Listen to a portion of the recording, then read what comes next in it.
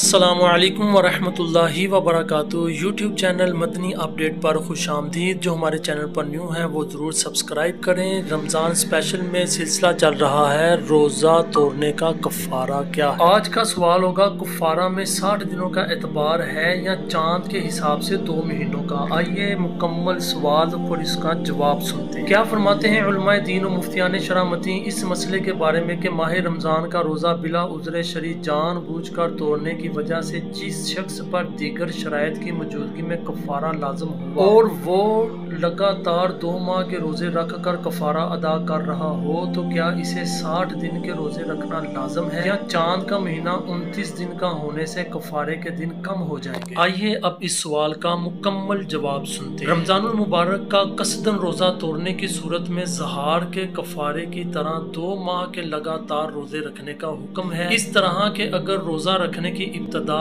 قمری مہینے کی پہلی تاریخ سے ہو تو دوسرے قمری مہینے کے آخری دن تک روزہ رکھنے سے کفارہ مکمل ہو جائے گا، اگرچہ دونوں مہینے 29 دن کے ہوں۔ البتہ جو شخص قمری مہینے کی پہلی تاریخ سے روزے رکھنے کی بجائے کسی اور تاریخ سے روزوں کی ابتدا کرے تو اسے 60 روزے رکھنا ضروری ہے۔ سنن الدار قطنی کی روایت میں ہے، یعنی حضرت ابو ہریرہ رضی اللہ تعالیٰ عنہ سے مروی ہے کہ نبی کریم صلی اللہ تعالیٰ علیہ وسلم نے ماہ رمضان کے ایک دن کا روزہ توڑنے والے کو کفارہ ظہار کا حکم دیا۔ رد المختار میں ظہار کے روزے کا حکم بیان کرتے ہوئے فرمایا، یعنی جب کفارے کے روزے رکھنے کی ابتدا مہینے کے شروع سے ہو تو 2 ماہ کے روزے کفایت کریں گے، چاہے وہ 2 ماہ مکمل 30 دن کے ہو یا دونوں 29 دن کے ہو یا دونوں میں سے ایک 30 دن کا مکمل ہو اور دوسرا 29 دن کا ہو۔ اور اگر چاند دیکھ کر مہینے کی ابتدا سے روزے نہیں رکھے گا، اس طرح کے بادلوں کی وجہ سے رؤیت ہلال نہ ہوئی یا مہینے کے درمیان سے روزہ رکھنا شروع کیا تو 60 دن کے روزے رکھے گا۔ حاشیۃ الطحطاوی علی مراقی الفلاح میں رمضان کے روزے کا کفارہ بیان کرتے ہوئے فرمایا، یعنی 2 ماہ کے لگاتار روزے رکھے، اگرچہ 58 دن بنے، جبکہ روزے چاند دیکھ کر شروع کرے، ورنہ 60 دن پورے کرے۔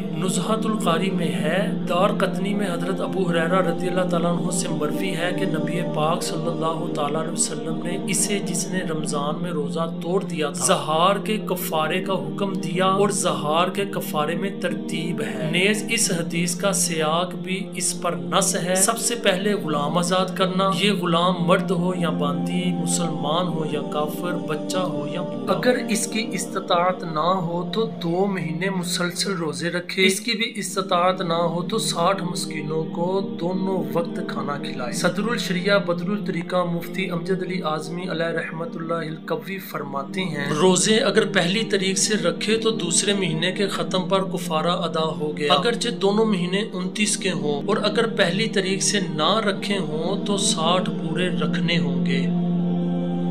انشاءاللہ عز و جل جلد نیو ویڈیو کے ساتھ حاضر ہوتے ہیں، تب تک کے لیے اجازت۔ السلام علیکم ورحمۃ اللہ وبرکاتہ۔